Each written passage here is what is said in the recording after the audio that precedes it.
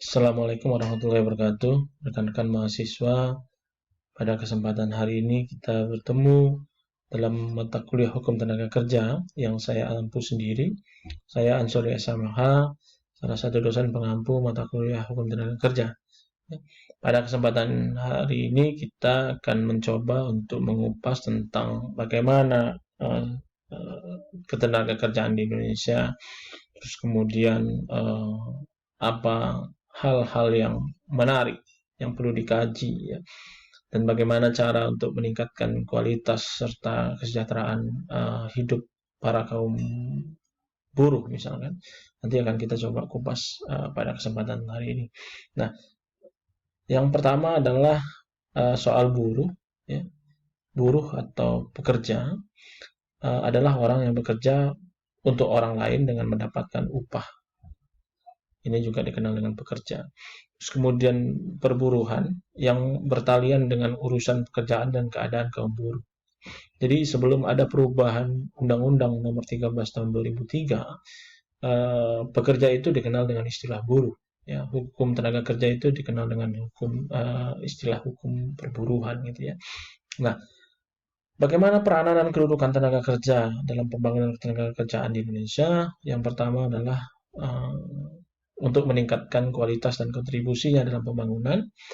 Yang kedua, untuk melindungi hak dan kepentingannya sesuai dengan harkat dan martabat kemanusiaan.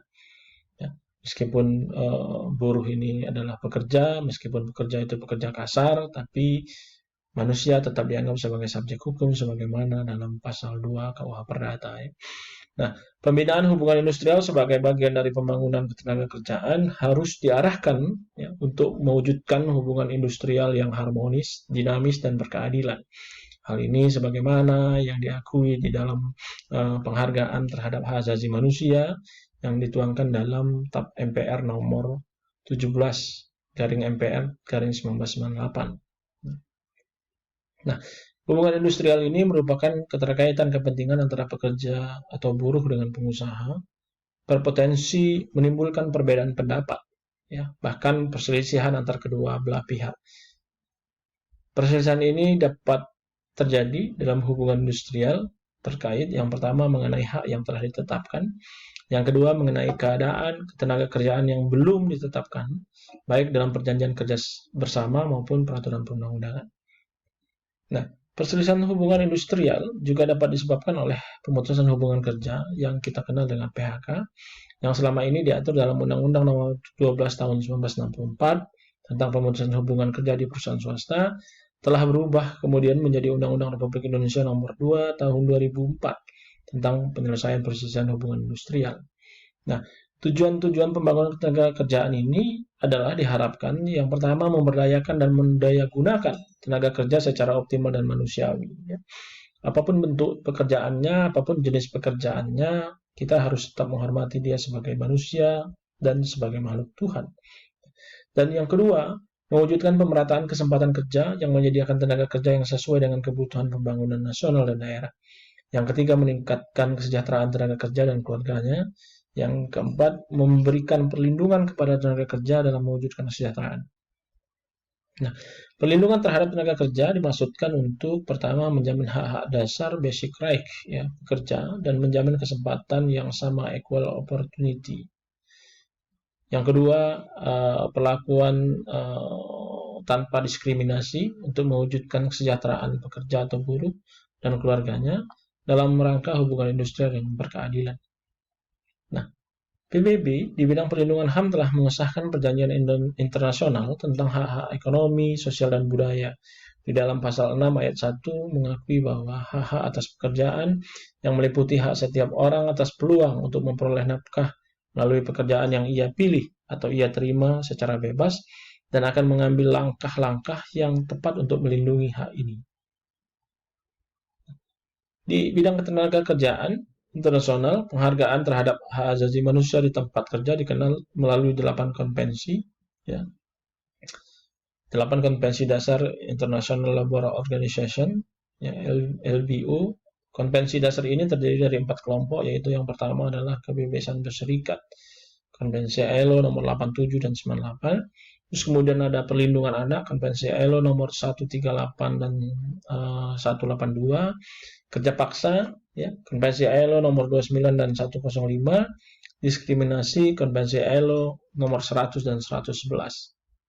Nah, di dalam pasal 7 Perjanjian Internasional tentang hak-hak ekonomi, sosial, dan budaya, ya, dijelaskan bahwa yang pertama, upah yang adil dan imbalan yang sama bagi pekerjaan yang sama nilainya tanpa perbedaan.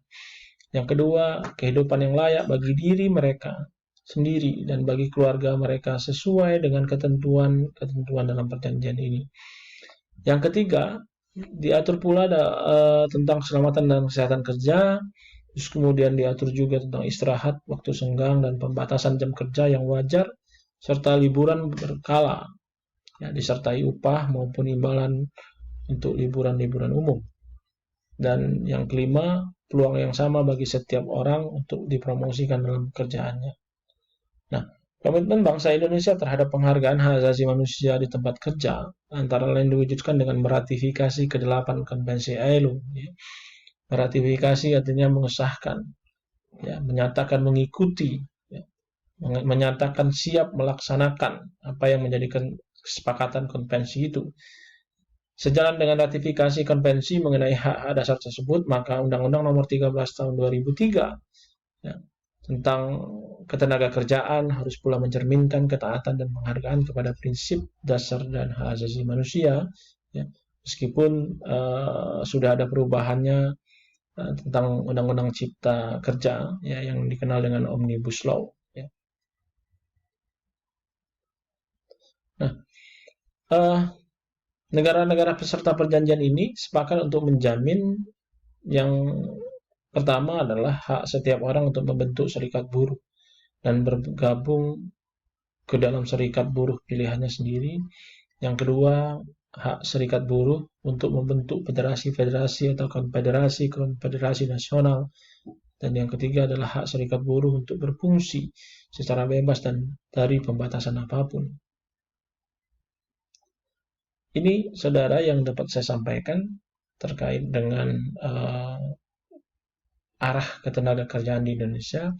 Harapannya bahwa meskipun banyak keterbatasan, ya, tentang pelaksanaan dari ketentuan yang berkaitan dengan buruh atau pekerja, kita harapkan bahwa semakin hari akan semakin meningkat, mengingat bahwa kemajuan bangsa ini juga ditopang oleh satu kekuatan, yaitu kekuatan pekerja dan kaum buruh. Ya. Oleh karenanya, apa yang menjadi hak mereka harus diberikan, ya. Sebagaimana kalau Muslim itu jelas bahwa Nabi juga pernah bersabda bahwa kita harus membayar upah buruh sebelum keringatnya. Ini menandakan bahwa meskipun dia bekerja secara kasar, menggunakan tenaga, ya, menggunakan kekuatan lahiriah misalkan, tapi dia harus tetap dianggap sebagai manusia yang punya harkat dan martabat, dan kemudian kita memiliki kewajiban untuk menghormati itu dan memenuhi apa yang menjadi hak-hak pekerja jika kemudian kita memilih sebagai pengusaha, ya. Dan tak lupa juga untuk pemerintah bahwa kita berharap dengan regulasi-regulasinya dapat benar-benar menjamin sehingga buruh ini bisa berkehidupan dan berkemapanan, ya, sehingga benar-benar dapat menikmati hidup ini dengan bahagia bersama anak istri dan keluarganya. Mungkin itu rekan-rekan yang dapat saya sampaikan. Terima kasih dan saya akhiri wabillahi taufiq wal hidayah. Wassalamualaikum warahmatullahi wabarakatuh.